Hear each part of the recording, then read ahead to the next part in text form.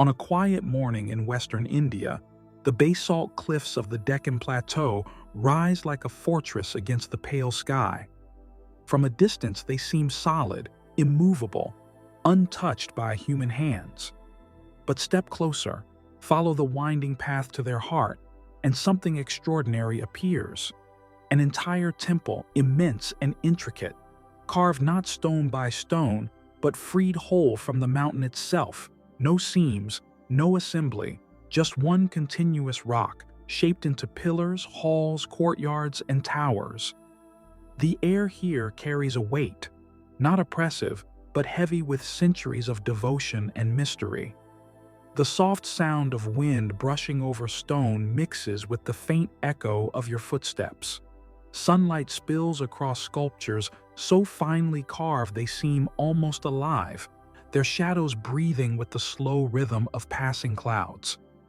This is the Kailasa Temple, a marvel that leaves even seasoned historians speechless, because it is not simply built, it is revealed. To grasp its wonder, you must first imagine the task before its creators. In the 8th century, under the rule of the Rashtrakuta King Krishna I, an idea was born to replicate Mount Kailash, the sacred abode of Lord Shiva here on earth, but not in brick nor in marble. This vision demanded the temple be carved from a single colossal mass of volcanic rock. There would be no laying of stones, no scaffolding that grew upward. Instead, the temple would emerge from the top down as if the mountain itself had been persuaded to take on divine form. The sheer scale defies belief. The Kailasa Temple stretches more than twice the area of the Parthenon in Athens, with a towering shikara, its central spire, rising nearly 100 feet. To create it, workers removed an estimated 200,000 tons of rock, not over centuries, as one might assume, but, according to some accounts, in less than 2 decades. It's a feat that still makes modern engineers pause. Legends swirl around its creation. One story tells of a queen whose husband was gravely ill. She vowed to the god Shiva that if he were cured, she would build him a temple and complete it before the first monsoon rains fell. The king's health returned, and the royal architect, faced with the impossible deadline, devised a daring plan, carved from the top down. By finishing the spire first, the queen could keep her vow, even as the rest of the temple took years to complete. Whether true or romanticized, the method itself is undeniable. Beginning at the top meant every cut had to be precise. A single error could ruin the entire work. Imagine standing at the summit of the rock, looking down, knowing that somewhere beneath your feet lay an entire temple waiting to be revealed, and that every chisel stroke brought you closer to, or further from, perfection. The temple complex is laid out like a 3-dimensional mandala. 2 massive gopurams, gateway towers, guard the entrance. Beyond them, an open courtyard unfolds, flanked by towering walls and smaller shrines. At the center stands the main sanctum dedicated to Shiva, its walls alive with carvings of gods, demons, dancers, and animals. The sheer detail is staggering. Elephants appear to shoulder the weight of the temple. Mythological battles unfold in frozen motion. Celestial beings seem to drift along the walls as if carried by the wind. The artisans of Kailasa were more than craftsmen, they were storytellers. Every sculpture, every relief panel speaks a fragment of Hindu mythology. Here, Shiva dances the cosmic Tandava, his hair flying in arcs of stone. There, the demon king Ravana shakes Mount Kailash in defiance, while Shiva calmly presses it down with the sole of his foot. These are not mere decorations. They are acts of devotion, carved with a precision that somehow survived over 12 centuries of wind, rain, and time. Walking among them, you can't help but wonder about the hands that shaped them. What tools did they wield?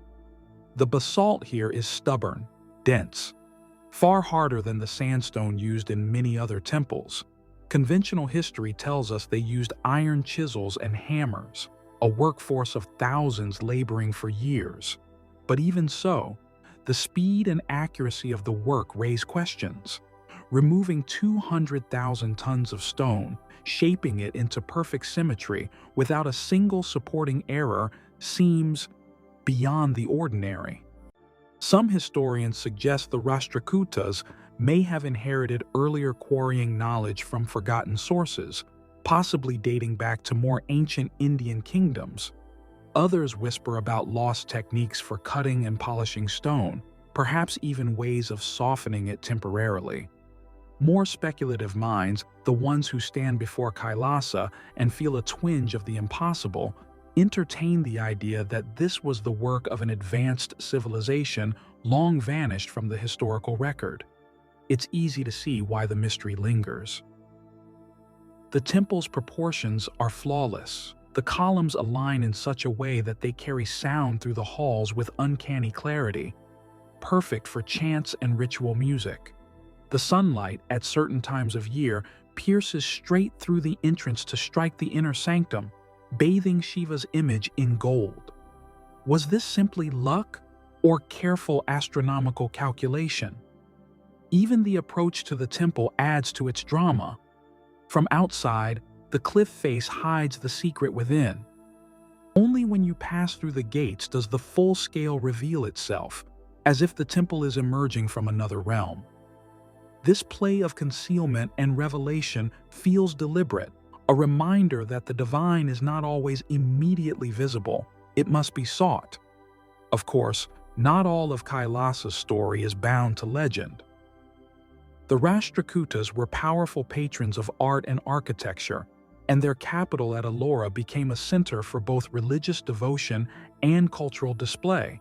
The Kailasa Temple was as much a statement of political might as it was a sacred act, a way to etch their dynasty's glory into the living earth. And they succeeded. Long after the Rashtrakutas faded into history, Kailasa remains, but it has not survived untouched.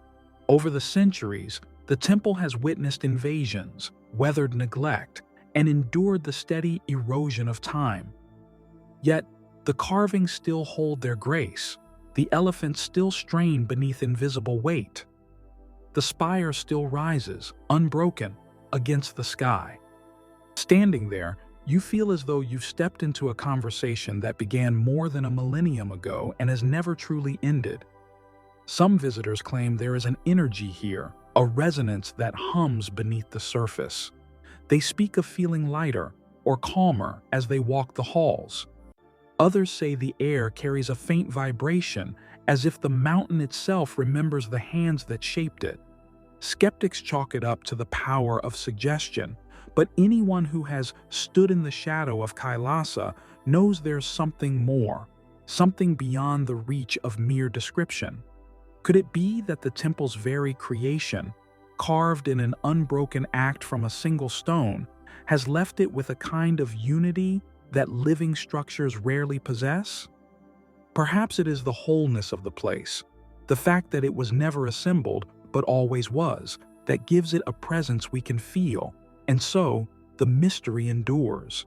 We can measure the dimensions, date the carvings, analyze the basalt, but we cannot quite explain how it all came to be in the way it did, so swiftly, so flawlessly, with such enduring power. The Kailasa Temple stands not only as a monument to faith, but as a quiet defiance of our assumptions about the past. If you ever find yourself in Ellora, approach it slowly. Let the dust settle on your skin, listen to the cicadas in the heat, and breathe in the scent of ancient stone. Step through the gateway and watch as the temple reveals itself, vast yet intricate, eternal yet alive. Place your hand against the rock and remember that long before you, other hands stood here too, carving their devotion into a mountain. And perhaps, just for a moment, you will feel the mountain breathe back. Thank you for walking with me through one of humanity's most extraordinary creations. I wonder, if you could speak to the architects and artisans of the Kailasa Temple, what would you ask them first? I'd love to hear your thoughts in the comments.